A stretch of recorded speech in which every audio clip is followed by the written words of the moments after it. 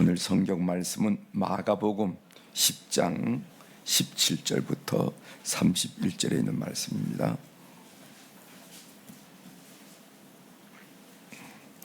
마가복음 10장 17절부터 31절에 있는 말씀.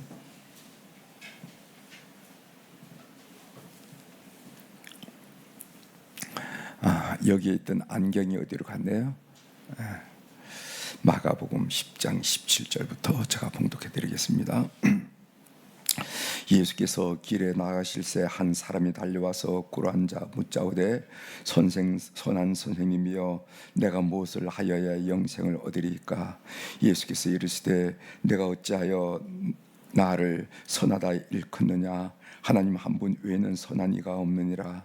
내가 계명을 안 하니 살인하지 말라, 간음하지 말라, 도둑질하지 말라, 거짓 증언하지 말라, 속여 빼앗지 말라, 내 부모를 공경하라 하였느니라.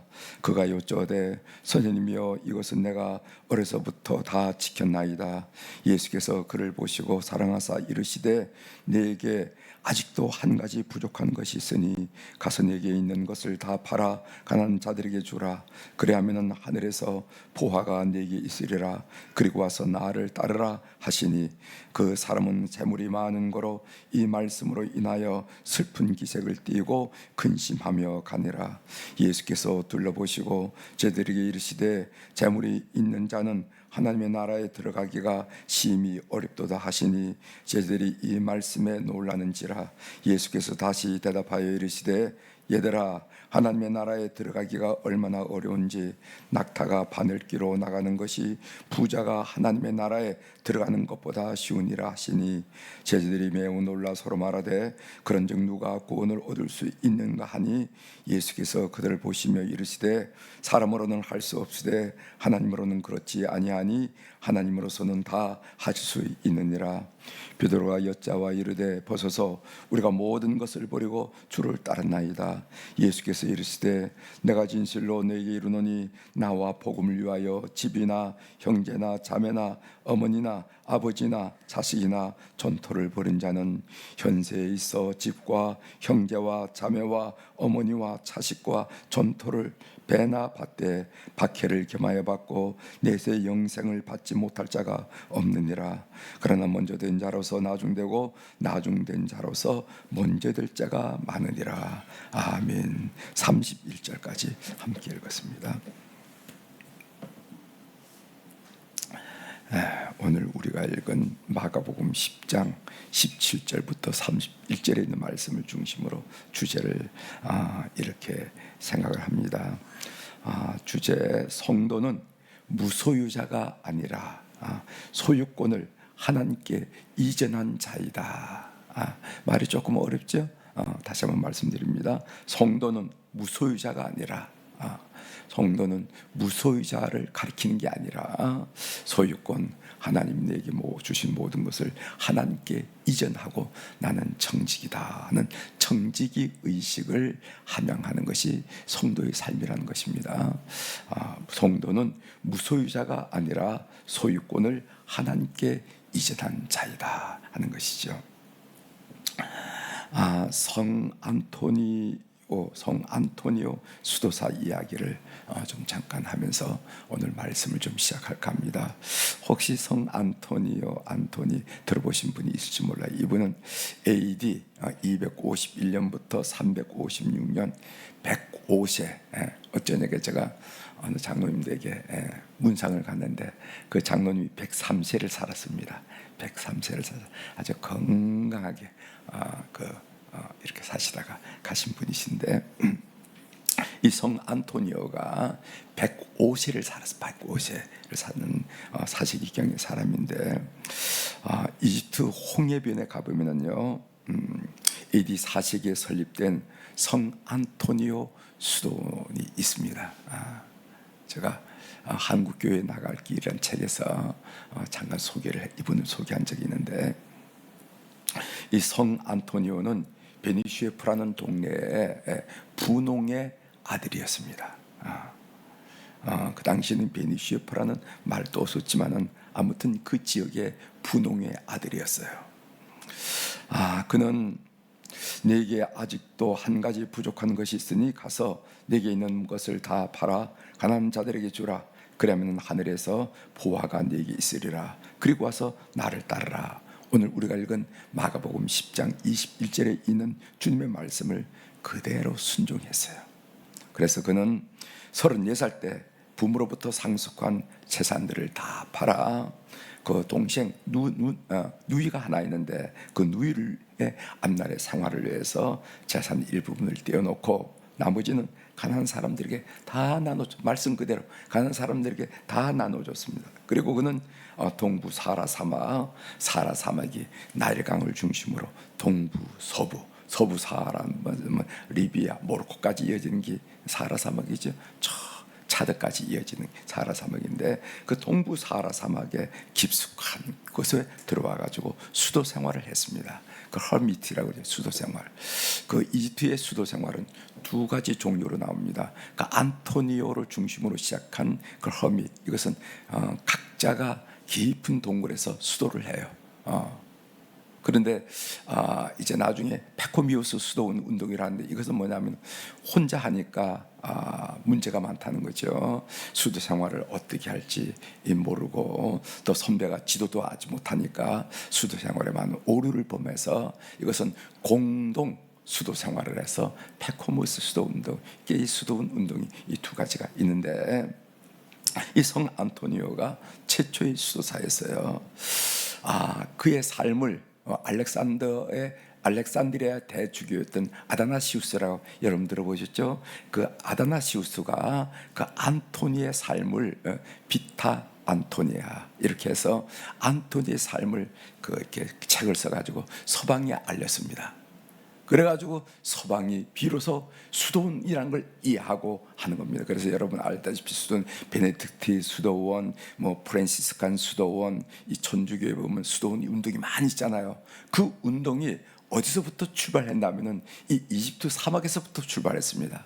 그 이집트 사막에서 출발한 안토니오 그 수도원 운동이 서방에 알려지는 것이 바로 아다나시우스가 쓴 비타 안토니오 생애라 하는 그런 책을 통해서 이런 것도 있구나 하면서 서방이 알고 수도원 운동을 일으켰다 하는 것인데, 오늘 이 안토니오를 소개하는 것은 마가복음 10장 21절에 나와 있는 것처럼 모든 것을 팔아서 나를 따르라 하고 안토니오는 이 말씀 그대로를 순종을 했는데, 오늘 이 말씀의 의미가 도대체 무엇인지 함께 여러분들과 함께 나누려고 합니다. 본문 내용입니다. 본문은 어떤 사람이 하나님 나라에 합당한 예수 그리스도의 제자가 될 수 있을까에 대한 말씀이에요. 어떤 사람이 하나님 나라에 대해 합당한 제자가 될 수가 있을까? 그리스도의 제자가 될 수 있을까? 이 오늘 본문은 공간복음서에 다 기록된 내용입니다. 그래서 어떤 이렇게 말씀을 보면은 마태복음 기록되는데 공간복음이 뭐냐면은 공간, 보는 관점이 비슷하다 하는 거예요. 그래서 공간복음은 뭐냐면은 마태, 마가, 누가를 공간복음이라고 합니다. 요한복음 제4복음이라고 그래요. 요한복음 보는 관점이 좀 다릅니다. 그래서 공간복음이라는 것은 마태, 마가, 누가를 말하는데, 이 말씀은 오늘 본문 말씀은 공간복음서에 다 나와 있어요. 어떤 말씀은 마태복음에 나와 있지만은 마가복음에 나오지 않은 말씀도 있고, 마가복음에 나와 있지만은 누가복음에 나오지 않은 말씀이 있는데, 오늘 이 본문의 말씀은 마태, 마가, 누가, 즉 공간복음서에 다 나와 있는 말씀에 그만큼 중요하게 취급된 말씀이라는 것을 우리가 알 수 있죠. 마태복음에는 마태복음 19장 20절에 보면은 그가 청년으로 어떤 청년이 나옵니다. 마가복음 오늘 10장 22절에 보면 뭐라 합니까?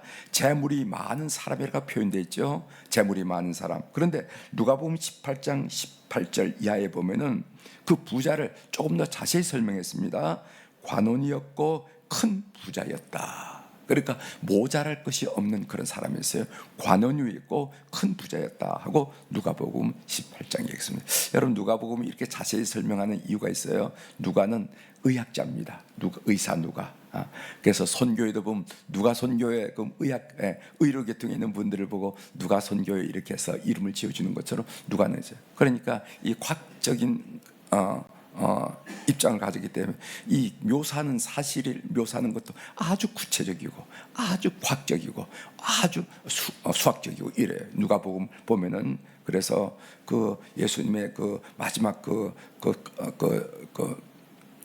돌아가시는 그 장면들도 보면 굉장히 구체적으로 써 있다 이 말이죠. 그런 것을 우리가 볼 수가 있는데 누가는 이 사람이 누구는가 관원이었고 부자, 그다음에 큰 부자였다 이렇게 덧붙이는 것을 우리가 알게 됩니다. 다시 말씀드린다면은 오늘 예수님 앞에 예수님을 찾아온 이 사람은 세상의 기준으로 볼 때 부족함이 없는 사람이었다는 것입니다. 이제 한 절 한 절 해설하면서 같이 은혜를 나누고자 합니다. 먼저 17절을 한번 보세요. 17절. 예수께서 길에 나가실새 한 사람이 달려와서 꿇어 앉아 묻자오되 선한 선생님이여 내가 무엇을 하여야 영생을 얻으리까 이렇게 질문합니다. 모든 것을 갖춘 그에게 한 가지 갈증이 있었는데 그것은 영생에 대한 것입니다. 오늘 이 영생이라는 것은 무엇인가? 죽더라도 부활하여 영원히 사는 것을 의미하는 건데 어떻게 하면 내가 죽더라도 부활하여 영원히 살 수 있겠습니까? 라고 예수님께 물은 것이죠. 아담의 불순종 이후로 우리 이 세상 인간에게는 죽음이라는 것이 왔습니다. 죽음. 그 이후로 인간은 죽음을 두려워합니다. 죽음을 두려워하지 않는 사람은 없어요. 죽음을 두려워. 그리고 다른 한편으로 죽음 너머에는 영생에 대한 갈망을 갖게 되었습니다. 죄된 인간에게 죽음이라는 것이 왔는데 이 죽음에 모든 사람이 크든 작든 두려움을 느낀다는 거예요. 그리고 그 죽음 뒤에 있는 영혼에 대한 갈망을 우리 인간이 기본적으로 갖게 되는 것이죠. 본문의 부자는 영생을 얻기 위해서 계명들을 성실히 지켰음에도 불구하고 여전히 채워지지 않은 공허감을 느꼈습니다. 그래서 예수님을 찾아온 것이에요. 20절 보겠습니다.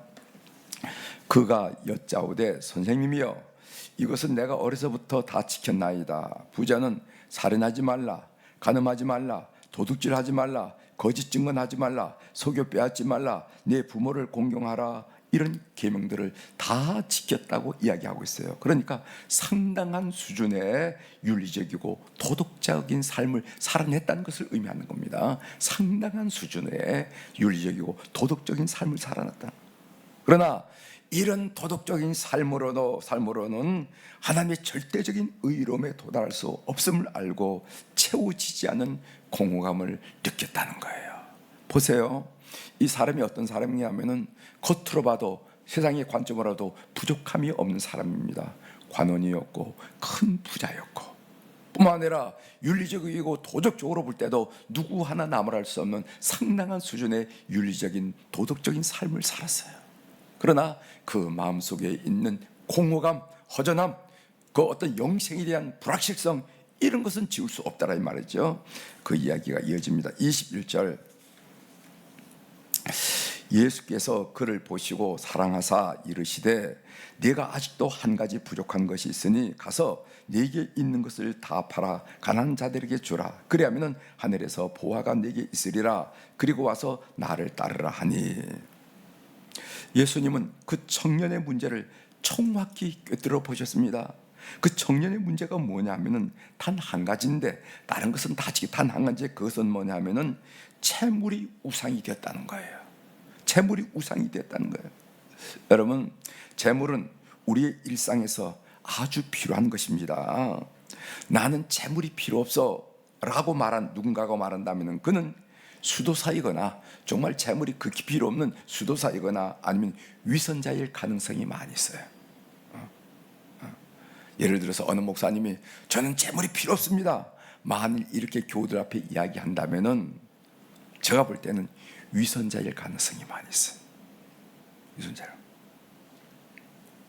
성경은 재물이라든가 부자라든가 이걸 부정하지 않아요. 여러분 우리가 혹시 그것을 잘못 이해하면은 예수님은 재물을 부정하는 분이구나. 아니면 부자를 그렇지 않습니다. 재물을 주의하라고 가르친 이유는 뭐냐면은 재물이 우상이 되어서 재물이 그 삶을 지배할 때입니다. 돈 때문에 살고 돈 때문에 죽습니다. 돈이 그 삶의 목표가 되는 거예요. 지금 이 청년이 해야 할 일은 뭐냐면 재물이란 우상의 영향력에서 벗어난 일이 가장 중요한 것을 우리 주님이 꿰뚫어 보시고 지금 말씀하시는 것입니다. 그래서 예수님은 재물을 팔아 가난한 자들에게 나눠주라 이렇게 말씀하시는 것입니다. 그렇습니다. 재물은 다루기에 따라서 현재는 하나님의 영광이 되게 될 수가 있고 또 장래에는 영원한 상급이 될 수가 있어요. 반면 재물을 잘못 다루면 예수 그리스도의 제자가 되는데 방해거리가 된다는 거예요. 치명적인 방해거리가 된다는 겁니다. 왜? 예수 그리스도보다도 재물이 앞서게 되고 우상이 되고 삶의 목표가 되기 때문에 그런 사람은 그리스도의 제자 되기가 어렵다는 의미입니다. 그래서 25절이 나옵니다. 25절을 읽어보겠어요. 25절, 낙타가 바늘귀로 나아가는 것이 부자가 하나님 나라에 들어가는 것보다 쉬우니라 하시니, 재물이 삶의 우상이 되면은 하나님 나라에 들어가는 것이 낙타가 바늘귀로 나가는 것보다 더 어렵다는 것입니다. 과장법이죠. 여기서 낙타란 것은 큰 것을 뜻하고 바늘귀란 것은 작은 것을 뜻하는데 후대 어느 사본에는요 이 낙타가 히라보로 카멜론 이렇게 카멜론이라 이런데 여러분 이 밧줄이란 말이 카밀론이라 하는 이 히라본데 밧줄이란 단어로 사용하게 되었습니다. 그러니까 낙타가 바늘귀로 나가는 것보다 이 말을 밧줄이 바늘귀로 나가는 것보다 이렇게 말이 조금 이해가 되죠, 그죠? 우리가 바늘귀에도 뭘 실기잖아요. 보통 실은 끼지만 밧줄은 못 들어가잖아요. 이렇게 하는 밧줄이든 뭐 낙타든 간에 바늘귀로 나가는 것은 어렵다 하는 말입니다. 다시 말씀드립니다. 이것은 부자와 재물 자체를 부정하는 말씀이 아니라는 거예요. 이것은 하나님과 재물을 겸하여 섬길 수 없다는 경고이고 부자가 재물이라는 우상에 지배받기 쉬운 상태를 경고한 말이라는 겁니다. 부자가 재물이라는 우상에 지배받기 쉽다 하는 이 사실을 경고한 내용이라는 것입니다. 하나님만이 온전히 우리의 삶을 다스리는 그런 성도가 되기를 바랍니다. 재물은 하나님의 영광을 위해서 수단으로 여길 줄 아는 정말 성도들이 되길 바랍니다. 그래서 오늘 제가 주제를 뽑은 것처럼 성도는 무소유자가 아니에요. 재물 다 파시오 이렇게 이해하는 것은 이미 그러면 이단으로 나가는 겁니다. 이미 이단들이 그런다는 거 아니에요. 그리고 무소유자를 요구하는 것이 아니라 그것은 소유권을 하나님께로 이전해서 정직으로 사는 것. 다시 말씀드린다면요, 하나님을 내 삶의 주인으로 모시고 내 자신을 청지기로 고백하고 내게 있는 모든 것을 하나님이 주신 것으로 인정하고 하나님의 뜻에 합당하게 사용하려고 애쓰고 그런 목표를 두는 삶, 이것이 바로 그리스도의 제자의 삶이고 성경이 요구하는 삶이라 하는 것을 기억하시길 바랍니다.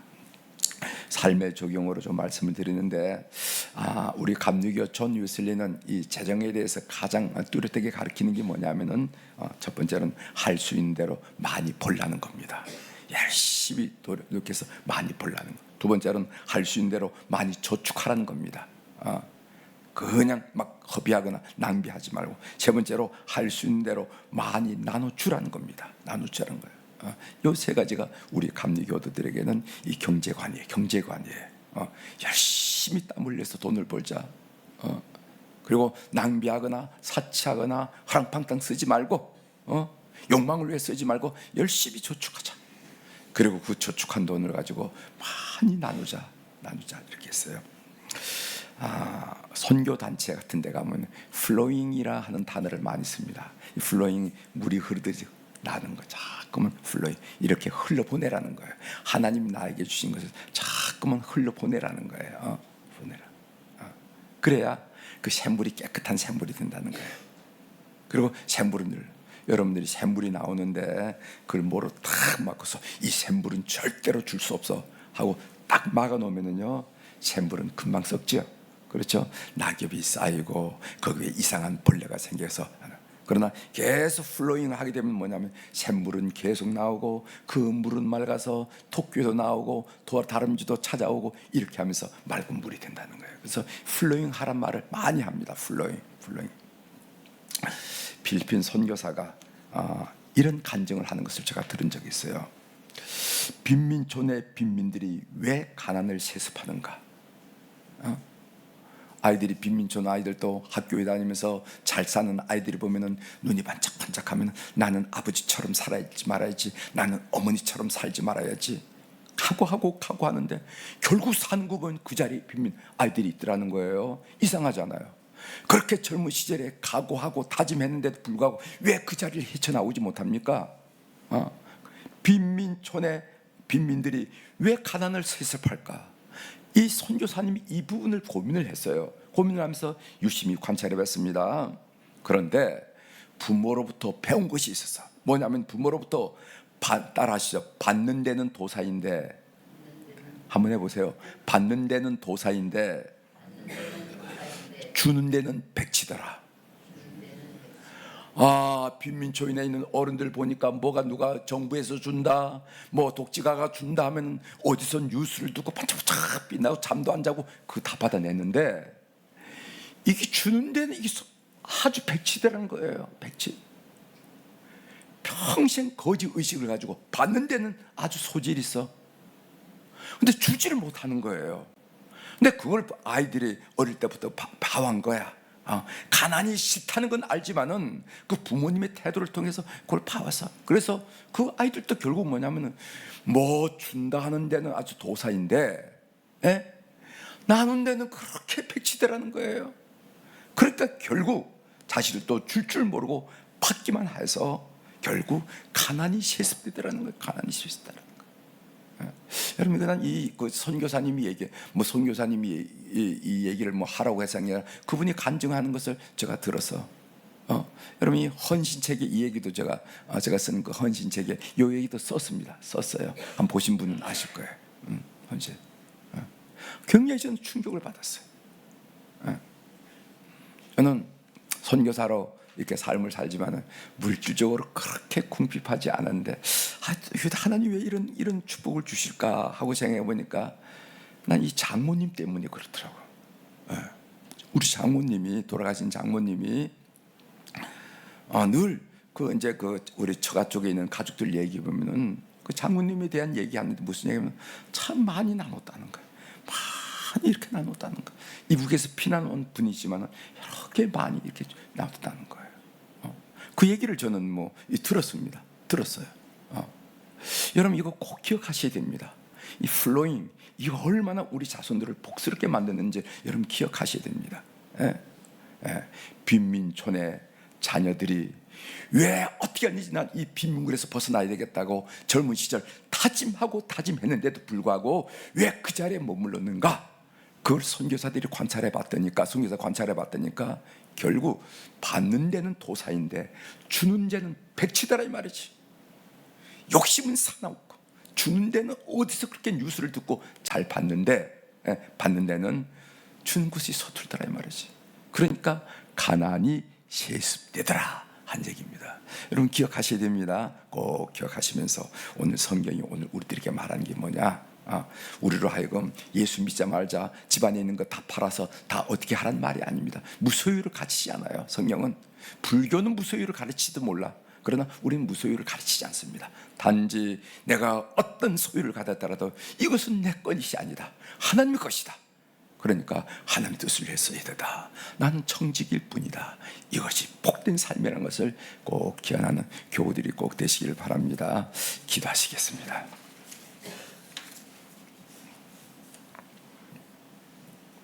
하나님 아버지, 부자 청년의 이야기를 통해서 그리스도의 제자가 된다는 것이 무엇인지를 잘 가르쳐 주신 우리 하나님 아버지, 그리고 필리핀 빈민촌에서 선교 사역을 하던 분이 가만히 관찰한 결과 왜 이 아이들이 또 가난을 세습하고 그 자리에 있을까 하는 가운데 받는 데는 도사인데 주는 데는 백치, 아무것도 할 줄 모르기 때문에 이것을 복을 받지 못하는구나, 복을 누리지도 못하는구나, 금도 내 것이요 은도 내 것이라는 하나님의 마음을 감동시키지 못하는구나 하는 것을 간증하는 것을 함께 나눌 수 있도록 도와주셔서 감사합니다.